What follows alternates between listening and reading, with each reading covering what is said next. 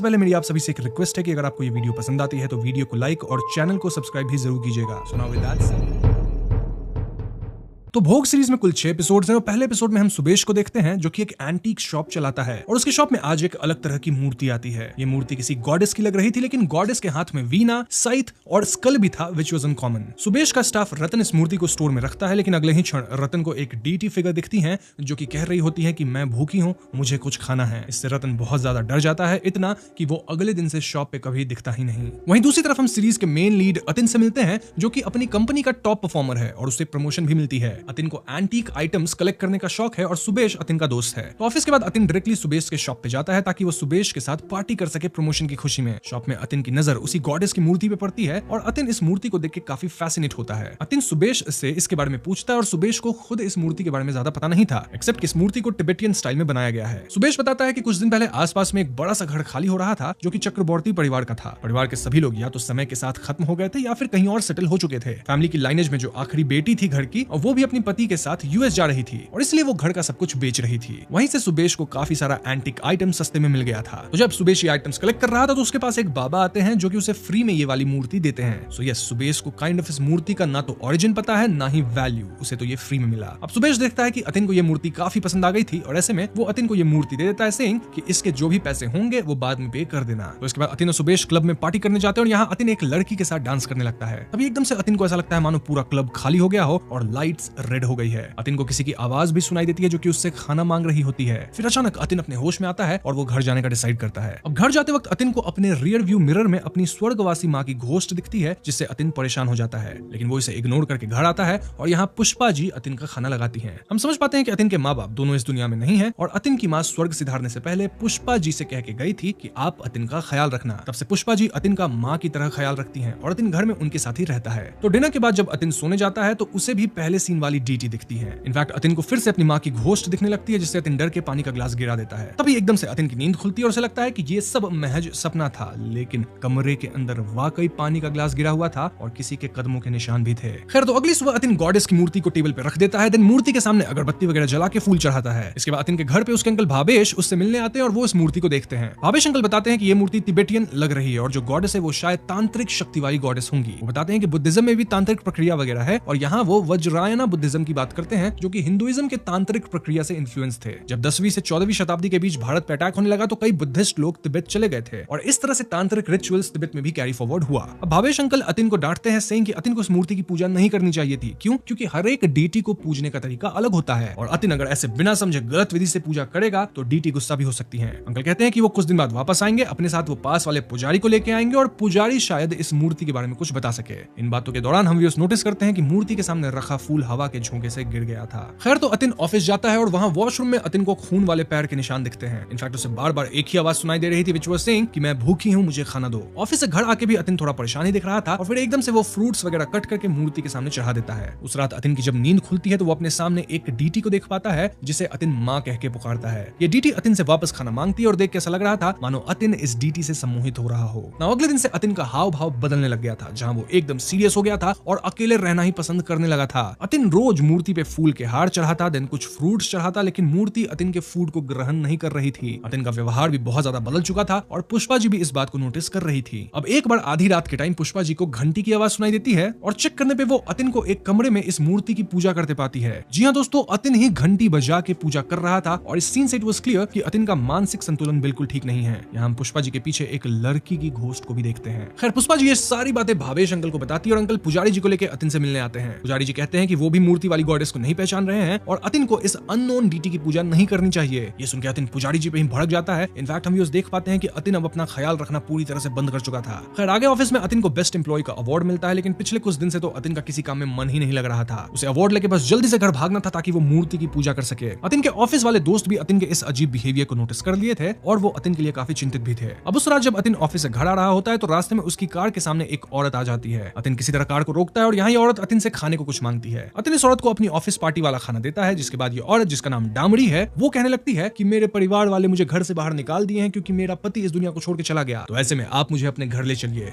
Atin for some reason डामड़ी को अपने साथ घर ले आता है और इस बात से पुष्पा जी बिल्कुल भी खुश नहीं थी, लेकिन अतिन के जिद पे पुष्पा जी डामड़ी को रहने की जगह दे देती हैं। और यहाँ हम डामड़ी के हाव भाव को बदलते देखते हैं, डिपिक्टिंग की डामड़ी जरूर इस मूर्ति से रिलेटेड है और यहाँ वो अतिन को बर्बाद करने आई है। वही अतिन घर आते पूजा पे बैठ जाता है जिससे डामड़ी खुश हो रही थी। आधी रात को पुष्पा जी की नींद खुलती है और जब वो कैंडल्स वगैरह जलाती हैं तो उन्हें एक भूतिया औरत दिखती है। इस आकृति को देख पुष्पा जी चिल्लाती है और यहीं पे सीन कट हो जाता है। खैर तो अगले दिन हमें पता लगता है कि पुष्पा जी एकदम से घर से गायब हो गई हैं और पुलिस वाले जांच पड़ताल के लिए अतिन के घर आए हैं। यहाँ अतिन को अपने में ही खोया हुआ देखते हैं, मतलब वो पुलिस तक से ठीक से बात नहीं कर रहा था। और ऐसे में भावेश अंकल यहाँ पुलिस से बातचीत करते हैं। जब भावेश अंकल और पुलिस को पता लगता है कि अतिन डामड़ी नाम की औरत को घर पे ले आया है तो ये लोग भी थोड़ा आश्चर्य में थे और इससे खुश तो नहीं थे। खैर उस रात डामड़ी अतिन के लिए अजीब गंदा सा खाना बनाती है और अतिन जब खाने लगता है तो डामड़ी कहती है कि गॉडेस को भोग नहीं चढ़ाओगे, उससे पहले तुम ही खाने लगे। ये सुन के अतिन अजीब तरह से खुद को थप्पड़ मारता है। देन वो डामड़ी का बनाया हुआ नॉन वेज खाना मूर्ति पे चढ़ाता है। इसके बाद अतिन पूजा करता है, देन अपना गंदा सा खाना खाता है जिससे उसे उल्टी भी होती है और फिर वो सोने चला जाता है। बीच रात अतिन की नींद खुलती है और जब वो मूर्ति वाले कमरे में जाता है तो वो देखता है कि डीटी उसका चढ़ाया हुआ खाना पहली बार खा ली थी।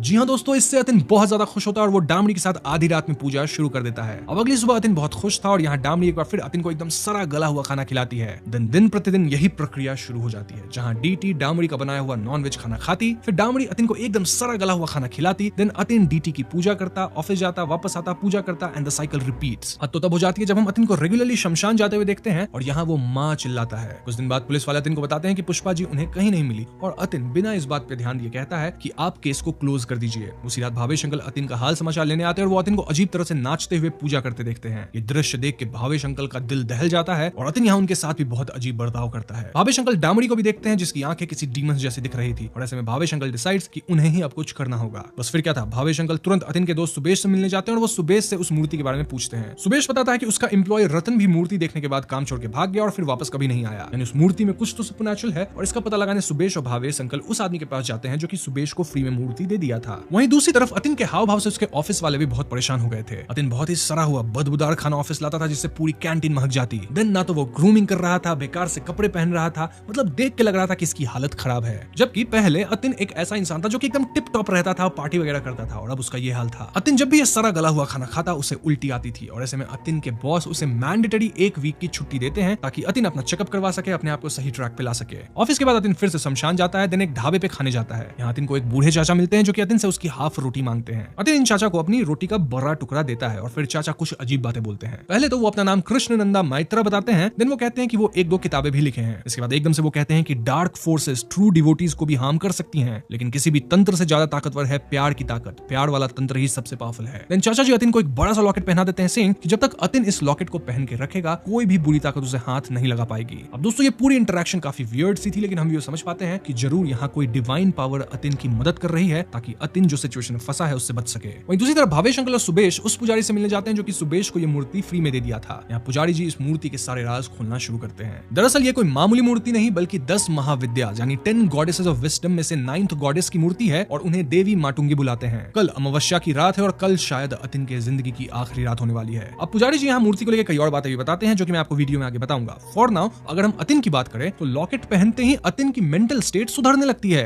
आई मीन घर आके वो हफ्तों बाद रियलाइज करता है कि उसका घर कितना ज्यादा गंदा था। ऐसे में वो डामड़ी पे भड़कता है, लेकिन डामड़ी कहती है कि वो आज बीमार है तो वो आज काम नहीं कर सकती। अब अतिन नोटिस करता है कि कैसे उसके घर के नीचे कुछ रिचुअल जैसे साइंस बने हुए थे और वहां कई पंछी और बिल्ली जैसे जानवर समाप्त पड़े हुए थे। अतिन यहाँ पुलिस को कॉल करके पुष्पा जी के बारे में भी पूछता है, लेकिन पुलिस वाले कहते हैं कि आपके कहने पे ही तो हमने केस को क्लोज कर दिया है। ऐसे में अतिन तुरंत अपने एक दोस्त से बात करता है ताकि वो पुष्पा जी की लॉस्ट फोटो पेपर में छपवा सके। उस रात अतिन को 2 घोस्ट्स भी हॉन्ट करते हैं और अतिन यहाँ डामड़ी का भी असली भूतिया चेहरा देखता है। ये 2 रैंडम जो घोस्ट है वो डामड़ी के ही घोस्ट हो सकते हैं या फिर गॉडेस से रिलेटेड है। अब डामड़ी कहती है कि आज वो पूरा घर क्लियर करेगी और आज रात अतिन ऑफिस से लेट आए क्योंकि आज रात गॉडेस को ग्रैंड ऑफरिंग देना है जिसके लिए डामड़ी तैयारी करेगी। ये कह के डामड़ी एकदम क्रीपीली हंसने लगती है और सेंसिबल अतिन को समझ आ गया था कि यहाँ कुछ तो बहुत ज्यादा गड़बड़ है। Now coming to Subesh, Bhavesh uncle and Pujari ji. Well पुजारी जी यहाँ मूर्ति की ओरिजिन भी बताना शुरू करते हैं। तो सिगास्ते के राजा तेंजिन ग्यात्सो तिब्बत के एम्परर जामयांग डोरजे से कभी हारे नहीं थे। तेंजिन को वीक करने का सिर्फ एक उपाय था एंड दैट वाज कि उसकी बेटी को समाप्त करो। इसलिए तिब्बत के एम्परर के स्पाइस कई बार तेंजिन की बेटी को जहर देने की कोशिश किए, लेकिन तिब्बत के एम्परर को पता चला कि एक टॉक्सिकोलॉजिस्ट है और टॉक्सिकोलॉजिस्ट का यहाँ काम होता है जहर बनाना या जहर के काट को बनाना। हाँ, तो वो तेंजिन की बेटी को हील कर दिया। ऐसे में तिब्बत के एम्परर वॉर करने के लिए ठान लिए ताकि वो तेंजिन को पनिश कर सके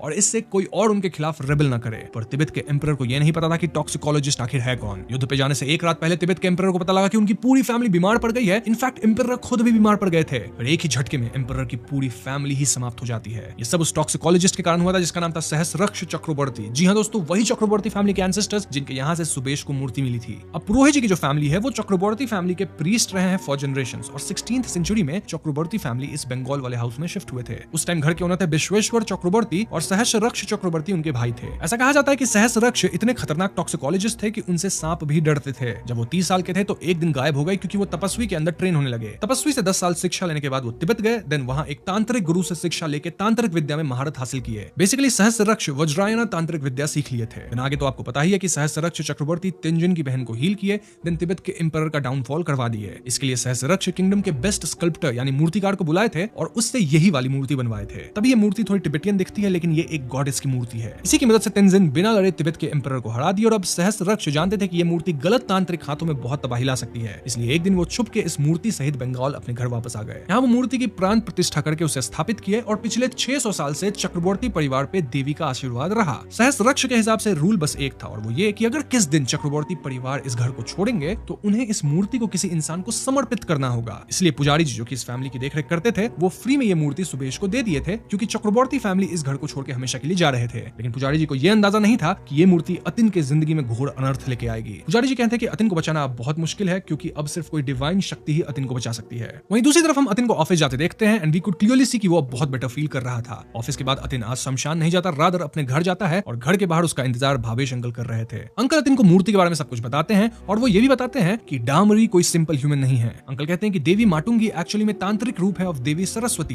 तभी उनके हाथ में वीणा भी है। देवी माटुंगी हर रिजेक्टेड एंड इम्प्योर चीज को बचाती है। अब क्योंकि अतिन देवी की पूजा में गलती किया था इसलिए उसका आज ये हाल है, उसे सजा मिल रही है। देवी जब गुस्सा होती है तो विक्टिम सबसे पहले सोचना समझना बंद कर देते हैं, देन इंसान को समाप्त होने का मन करेगा। तभी तो अतिन बार बार शमशान जा रहा था। आगे विक्टिम सबसे दूर हो जाएगा, अकेला हो जाएगा, फैमिली को त्याग देगा और फिर एक पिशाचिनी विक्टिम को समाप्त करने आएगी। So you see Damri actually में एक पिशाचिनी है। डामरी अतिन को गंदा खाना खिला खिला के बर्बाद कर चुकी थी और आज अमावस्या की रात वो अपने असली रूप में आके अतिन को समाप्त करेगी। ये सब सुनकर अतिन कहता है कि इन्हें यहाँ से फिलहाल भाग जाना चाहिए और कल सुबह आके मूर्ति को फेंक देना चाहिए। लेकिन अंकल कहते हैं कि ये पिशाचिनी अतिन का पीछा नहीं छोड़ेगी और अतिन को आज ही उसका सामना करके उसे हराना होगा। बस फिर क्या था, अतिन और अंकल धीरे से घर में जाते हैं टू सी के अंदर चल क्या रहा है। अंदर डामरी अपने पिशाचिनी वाले रूप में आके कटा हुआ हाथ खौला रही थी और ये हाथ पुष्पा जी का था। जी हाँ दोस्तों, इसके बाद डामरी अंकल पे हमला करके उन्हें बेहोश कर देती है। देन वो अतिन पे हमला करने जाती है लेकिन अतिन के लॉकेट के कारण अतिन को चोट नहीं पहुंचा पाती। ऐसे में वो अतिन के दिमाग को कंफ्यूज करके उसे लॉकेट उतारने को कहती है और अतिन जो कि पहले से ही इतना डिस्टर्ब था, अफेक्टेड था, वो इसमें फंस जाता है। जी हाँ दोस्तों, अतिन अपनी लॉकेट उतार देता है और इसके ठीक बाद डामरी अतिन पे हमला कर देती है और अतिन का अब समाप्त होना तय था।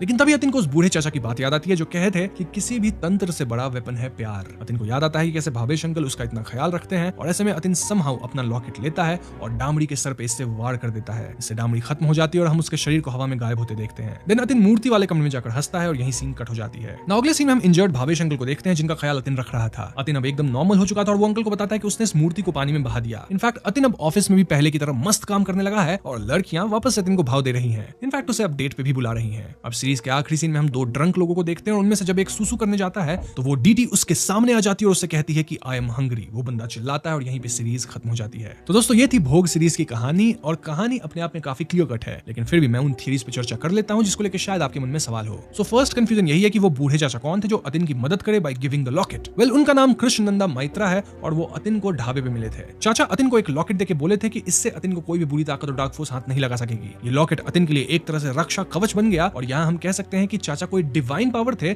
जो कि अतिन को बचाने आए थे। देखो पुजारी जी जब भावेश अंकल को मूर्ति के बारे में बता रहे होते हैं तो वो क्लियरली कहते हैं कि अतिन को अब हम नहीं बचा सकते, सिर्फ कोई डिवाइन पावर ही बचा सकती है। सो यस, ये बूढ़े चाचा जो थे वो एक डिवाइन शक्ति थे जो कि अतिन को बचाने आए थे। अब अगर पुष्पा जी की बात की जाए तो सैडली उन्हें डामरी खत्म कर दी, तभी तो हम उनकी हाथ को देख पाते हैं। अब सीरीज के लास्ट में एक बार फिर गॉडेस अपने प्रेजेंस को दिखाती है जहां वो एक ड्रंक इंसान से मिलकर बोलती है आई एम हंग्री। इससे हिंट मिलता है कि वो गॉडेस वापस आने वाली है, लेकिन सवाल यह है कि वापस आई कैसे। देखो यहाँ अगेन 2 गलतियां हो चुकी है। देखो पहली गलती ये है कि अतिन को ये मूर्ति किसी को सौंपना था जो कि इस मूर्ति को समझता, उसकी सही ढंग से पूजा करता, प्राण प्रतिष्ठा करता और मूर्ति को शांत कर देता। लेकिन अतिन ऐसा किया नहीं, रादर वो मूर्ति को पानी में बहा दिया। तो मूर्ति शांत तो हुई नहीं होगी और मूर्ति किसी तट पे आई और वही यहाँ पे हुआ। मतलब मूर्ति किसी शोर पे आई होगी, देन वहां ये लोग थे जो कि पी रहे थे एंड देन डीटी उनके सामने आ गई। तो ये second mistake kind of involuntary है इन 2 पीने वाले लोगों का जो कि किसी तरह से मूर्ति के संपर्क में आ गए हैं और अब उनकी लाइफ बर्बाद होने वाली है, मतलब उनमें से एक की। सो यस, इस फाइनल सीन को देख के तो ऐसा ही लगता है कि भोग का सीजन उल्टू भी आ सकता है। ये सीरीज पूरा गुड और इविल के कॉन्फ्लिक्ट पे बेस्ड जो दिखाता है कि जब हम चीजों को समझे बिना अपनी जिंदगी में डाल देते हैं तो वो हमारे लिए कितनी बड़ी मुसीबत बन सकती है। अतिन का डाउनफॉल यही दिखाता है कि इग्नोरेंस किस तरह से डार्क फोर्सेस को हमारी लाइफ में इनवाइट कर लेती है।